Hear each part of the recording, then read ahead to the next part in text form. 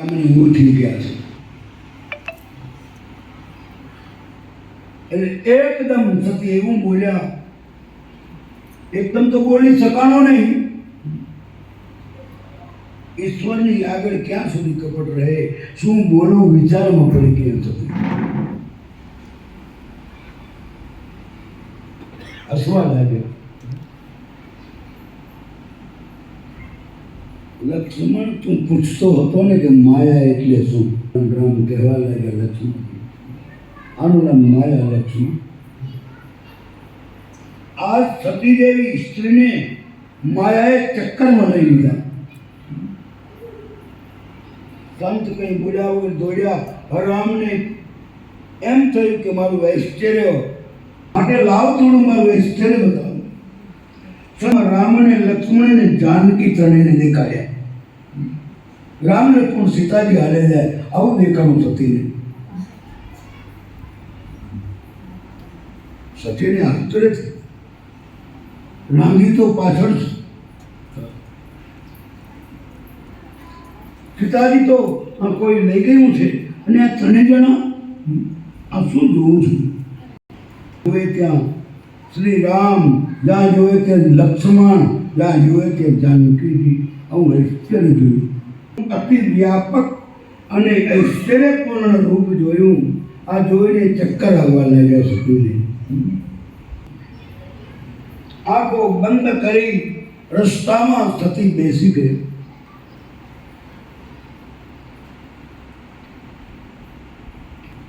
હવે શું કરવું? હવે કદાચ કંઈ ચિંતન કરશે, પણ તુલસીદાસજી મહારાજની આશા નિષ્ફળ ગઈ. કારણ કે થોડી વાર મેં જે આંખ ખોલી ત્યાં કછું ન દીખા ગંગા ભવાની. થોડે બેસી ગયા, ચક્કર આંખ ખોલે તો કાંઈ દેખાવાનું નહીં. રામ લક્ષ્મણ જાનકી કાંઈ નહીં. સતી મનો વિચાર કરે છે, મેં શંકર કર કહન માના નિજ જ્ઞાન એ રામે ત્વર્યાના. શંકરજીનું કીધું મેં મારા પતિનું કહ્યું ન માન્યું.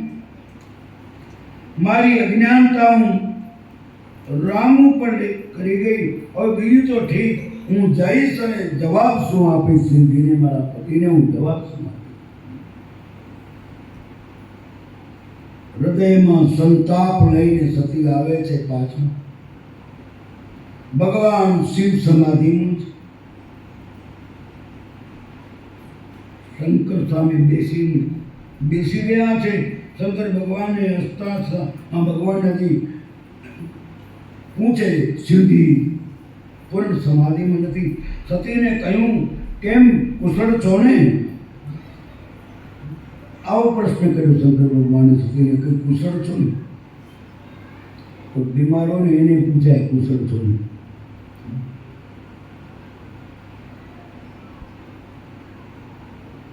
ભગવાન ભોળાનાથને ખબર છે કે સતીને સંશયનો રોગ લાગુ પડ્યો છે.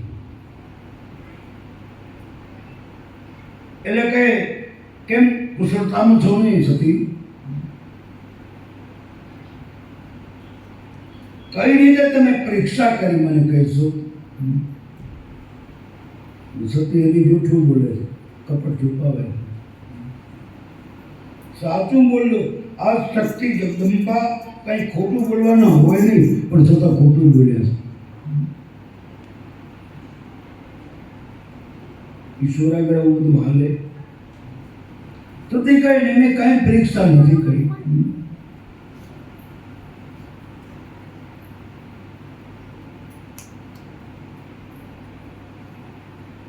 એક ભૂલ છે ને અનેક ભૂલ કરાવે.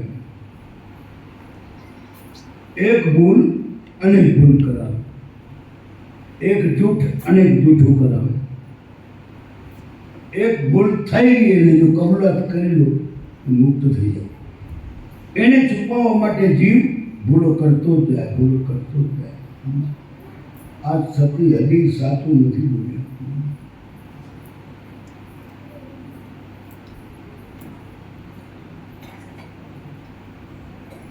આપણને ખ્યાલ નથી હોતો, પણ અનેક ગણો બદલો આપણે ચૂકવતા હોઈએ છીએ. ખોટું કરવાનું આવે છે ત્યારે ખ્યાલ નથી રહેતો.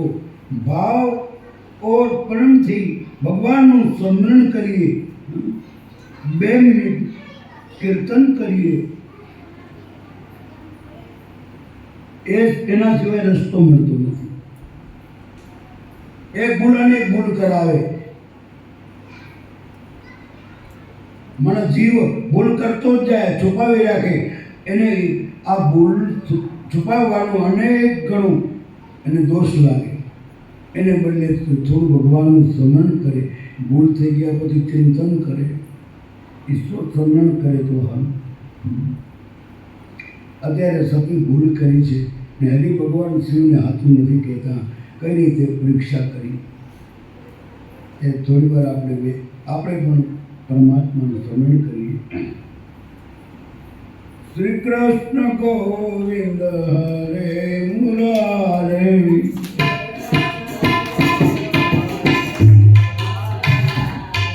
શ્રી કૃષ્ણ ગોવિંદ હરે મુરારે,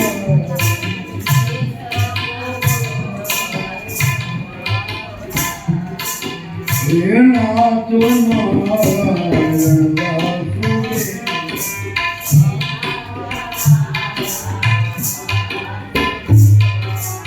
ગોવિંદ જય જય ગોપાલ જય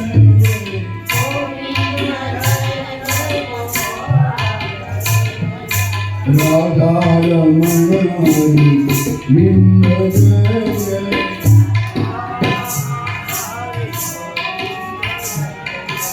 રાધા રમણ ગોવિંદ જય જય.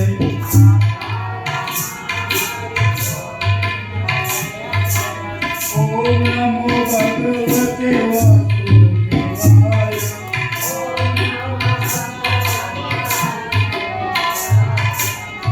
વાસુદેવાય,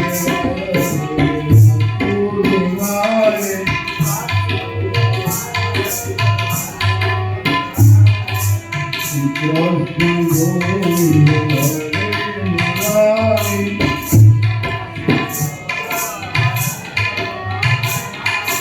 શ્રી કૃષ્ણ ગોવિંદ હરે મુરારે,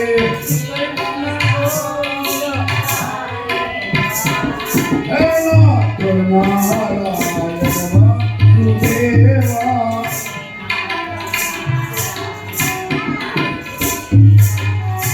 નાથ નારાયણ વાસુદેવા,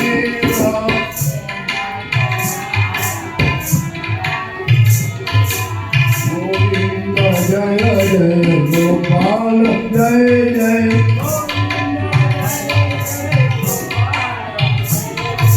રાધા રમણ હરિ ગોવિંદ જય જય.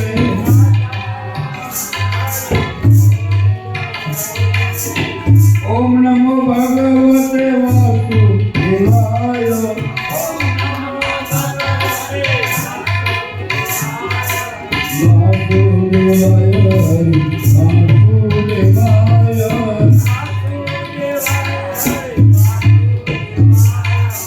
શ્રી કૃષ્ણ ગોવિંદ હરે મુરારે,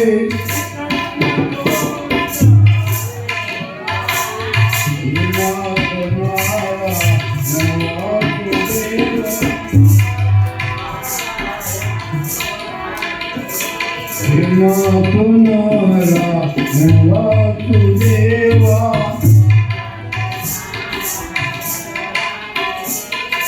શ્રી કૃષ્ણ ગોવિંદ હરે મુરારે,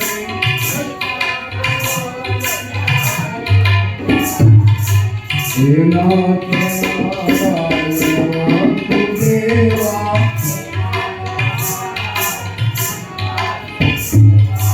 હે નાથ નારાયણ વાસુદેવા,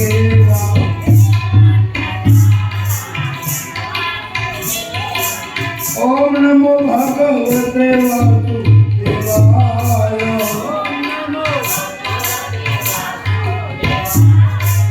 વાસુદેવાય,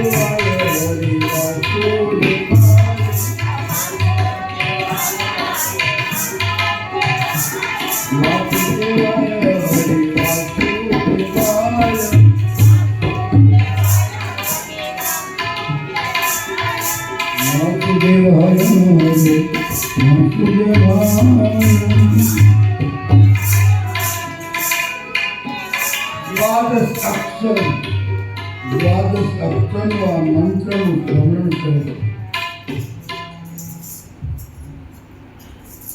થોડી વાર માટે ભગવાન રામને વિચાર થયો કે માયા કેવી સતી જૂઠું બોલ્યા કરે છે.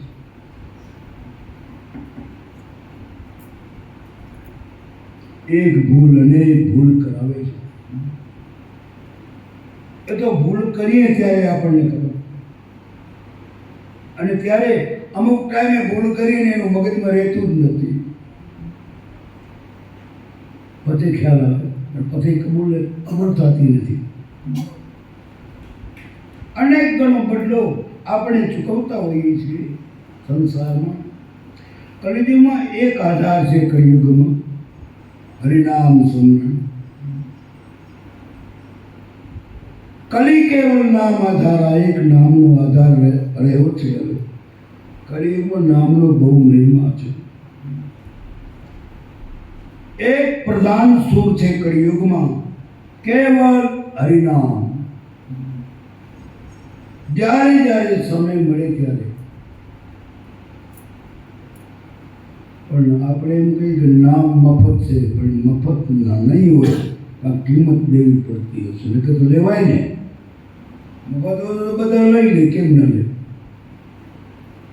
આ વાતું કરે ગ્રામનું નામ મફત છે, એ લેવાતું નથી. કાં નથી મફત, બાપ એ નથી.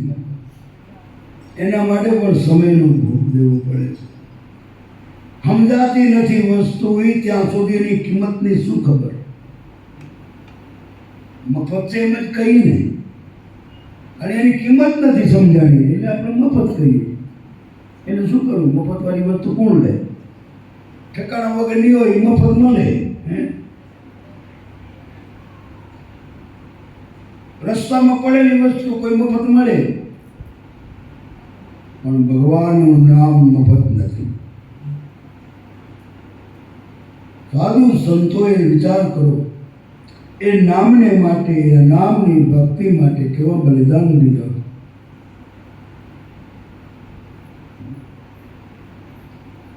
પ્રમાણ, અનેક પ્રમાણ છે આપણા દેશમાં. નથી મફતમાં મળતા અને વ્યાજ ચૂકવવા પડતા. સાધુને સાધુપણા નથી મફતમાં મળતા. કંઈક ભરી બજારે વેચાણા. વિચાર કરો, હરિશ્ચંદ્ર રાજા, અયોધ્યાના રાજવી, સતી તાળાદે દીકરો રોહિત કાશીની બજારમાં વેચાણા છે ભક્તિને માટે. હરિજને માયા હરિને સોંપી રે, આ ભક્તિને માટે. મફત છે? મફત નથી. પણ જો આપણે પ્રેમ હોય ને તો લેવાય. પ્રેમરૂપી ધન દેવું પડે એના માટે. ભાવ, પ્રેમ ભાવ હોય તો લઈ શકાય, નકર ન લેવાય. મફત નથી, પણ ભાવ પ્રેમ ભગવાનને આપણે આપી શકીએ નહીં તો ન લેવાય. આમ છે મફત, પણ આ બે વસ્તુ આપવી પડે. હવે આ જે વસ્તુ છે ને એ આપણી માયામાં ગોઠવાઈ ગઈ છે. દુનિયા જાય હાલી દો, દુનિયા જાય હાલી, સૌને માયા છે વાલી. માયા વાલી લાગે એટલે આપણે ભગવાનનું નામ ક્યાંથી લઈ શકીએ? એટલે નથી લેવાતું. અને કલિયુગમાં લેવાય એટલું ખૂબ પરિસ્મરણ કરવું.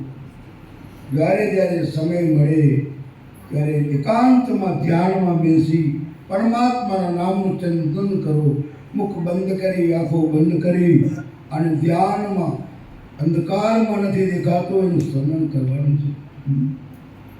અને એમાં કાંઈ નથી, એવો મફત જ છે, પણ પ્રેમની જરૂર છે. આ સતી જેવા સતી, અને આ તો આપણાને સમજાવવા માટે ભગવાને કેવી લીલા કરી છે. ભગવાન શિવનું ન માને અને રામ લક્ષ્મણજીની કસોટી કરવા ગયા જગદંબા સતી, દક્ષના પુત્રી.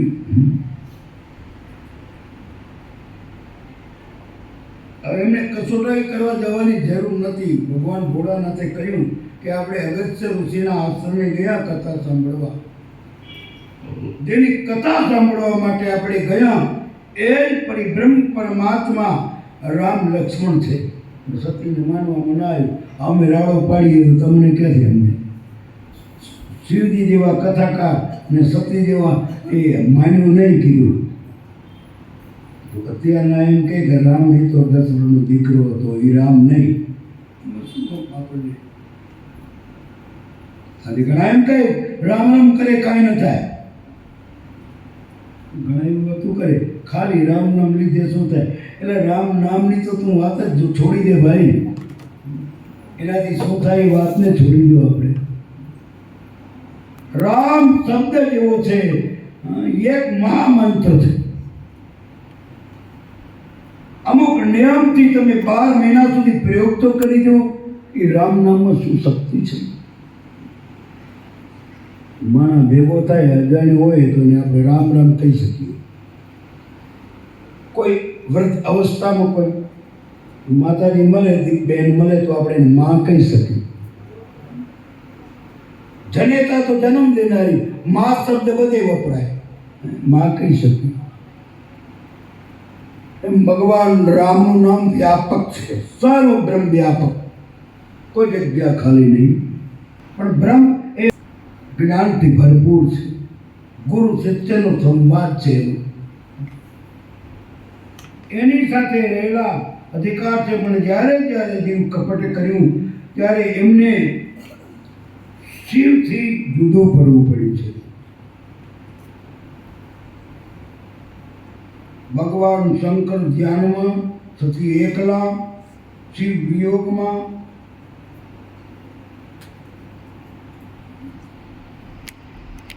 ભગવાન શિવ સમાધિમાં બેસી ગયા, સતી વિયોગમાં એકલા થઈ ગયા.